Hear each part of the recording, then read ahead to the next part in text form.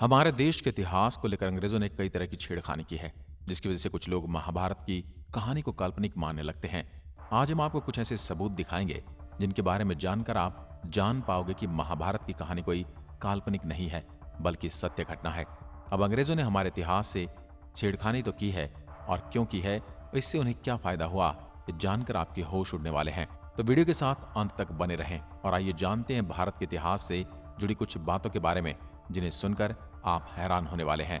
स्कूलों से ही हमें हमारे इतिहास की पूरी जानकारी मिलती आई है, और यही सच है कि आज भी हमारे देश की शिक्षा पद्धति उसी मैकाले नीति पर चलती आ रही है, जिसे अंग्रेजों ने कभी अपनी राजनीतिक हितों को साध्य करने के लिए लागू किया था।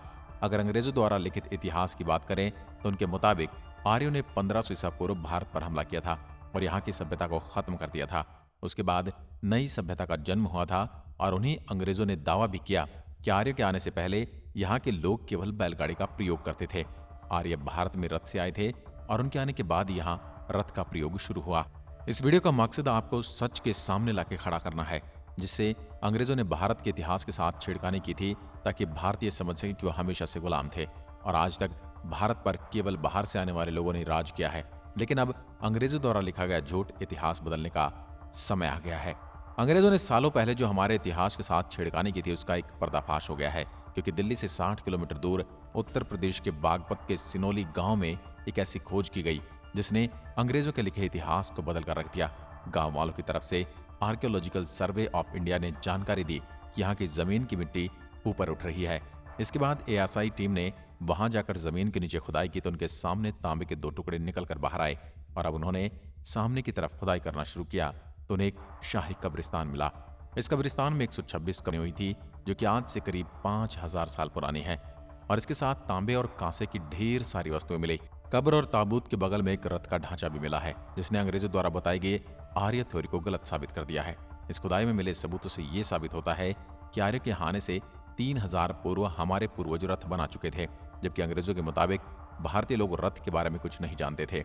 इसका अर्थ यह हुआ कि अंग्रेजों ने भारतीय इतिहास के साथ छेड़खानी की है। हैरानी करने वाली बात तो यह है कि यहाँ मिली पलंग सभी कब्रें किसी पलंग की तरह बनाई गई थी, और इन्हें इतनी खूबसूरती से सजाया गया था कि ऐसी कब्रें आज तक किसी सभ्यता से नहीं मिली हैं। सभी कब्रें लकड़ी की थी, जो वर्तमान समय में मिट्टी में बदल चुकी थी, लेकिन उस पर आज भी तांबे से बनी नक्काशी साफ दिखाई देती है। इन सब के साथ 3 तलवारें, 2 खंजर, एक ढाल, एक मशाल और एक हेलमेट मिला है। यहाँ खुदाई में कई कंकाल भी मिले हैं, और उनके साथ तलवार और हेलमेट जैसे सुरक्षा कवच भी मिले हैं, जिससे यह अनुमान लगाया जा सकता है कि या तो कब्र किसी राजा की या फिर किसी योद्धा के परिवार की कब्र का है, क्योंकि पुरानी सभ्यताओं में राजा के साथ उनकी चीजें जो कि वे इस्तेमाल करते थे, जैसे तलवारें और रथ, उनके साथ दफन की जाती थी। यहाँ आपको इस बात की जानकारी भी दें, पाकिस्तान और भारत की सीमा पर दुनिया की सबसे विकसित हड़प्पा सभ्यता के सबूत मिले थे, लेकिन वहां भी आज तक तांबे की ऐसी तलवारें कभी नहीं मिली जैसी यहाँ मिली हैं। आप ये जानकर हैरान हो जाओगे, किसी भी मानव सभ्यता द्वारा इस्तेमाल किया गया पहला धातु तांबा ही था। तो अब सवाल ये उठता है कि क्या यहाँ मिली सभ्यता के निशान हड़प्पा कालीन सभ्यता से भी पुराने हैं, क्योंकि हड़प्पा सभ्यता कौंसिलिन सभ्यता थी, और वहां मिली चीजों से पता चलता कि हड़प्पा सभ्यता तांबे और कांसे से मिश्रित सामानों का उपयोग करती थी। तो वहीं बागपत में केवल तांबे के सामान मिले हैं, यानी कि सभ्यता ताम्रकालीन सभ्यता हो सकती है।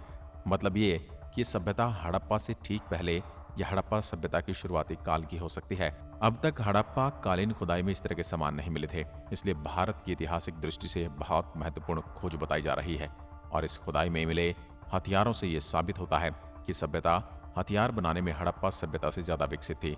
तो यहाँ पर सवाल ये उठता है, क्या भारत में हड़प्पा से भी पहले उससे भी ज्यादा विकसित सभ्यता जिंदा थी?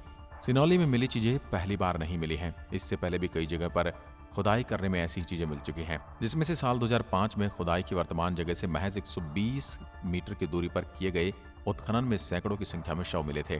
कार्बन डेटिंग से साबित हो चुका है कि यहाँ मिले शव, हथियार, सामान 5000 वर्ष से भी ज्यादा पुराने हैं, और ये समय महाभारत काल का था। जो यहाँ तो कंकाल मिले थे, उनके साथ युद्ध में इस्तेमाल किए जाने वाले हथियार और रथ दफनाए गए थे, जो ये साबित करते हैं कि कोई आम व्यक्ति नहीं थे, बल्कि योद्धा थे। इस बात से भी पूरी तरह इनकार नहीं किया जा सकता, महाभारत युद्ध में मरने वाले कुछ शव यहाँ पर नहीं दफनाए गए थे, क्योंकि ये पूरा क्षेत्र महाभारत काल से जुड़ा हुआ है।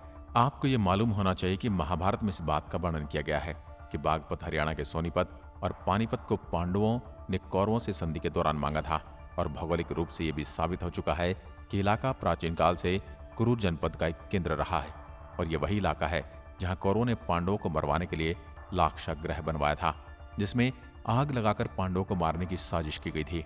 अब यह साबित हो चुका है कि 5000 वर्ष पूर्व सभ्यता दुनिया भर की सभ्यताओं से काफी ज्यादा विकसित थी। ऐसा नहीं है कि भारत के इतिहास से जुड़ी यह पहली जानकारी सामने आई है, क्योंकि एक अमेरिकी चैनल ने राम सेतु को प्राकृतिक घोषित नहीं किया है, बल्कि उसके अनुसार राम सेतु हजारों वर्ष पूर्व मानवों द्वारा बनाने का दावा किया जा चुका है।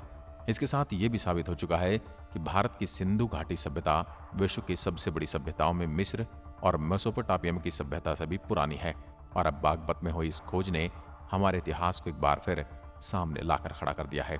इस खोज ने भारत के इतिहास को लेकर झूठी बातें फैलाने वाले लोगों को एक करारा जवाब दिया है।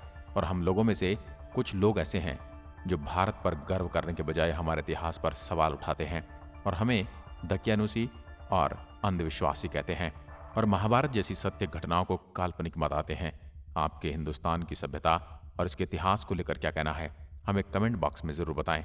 आपको क्या लगता है, महाभारत एक काल्पनिक घटना है? इसका जवाब जरूर दें। धन्यवाद।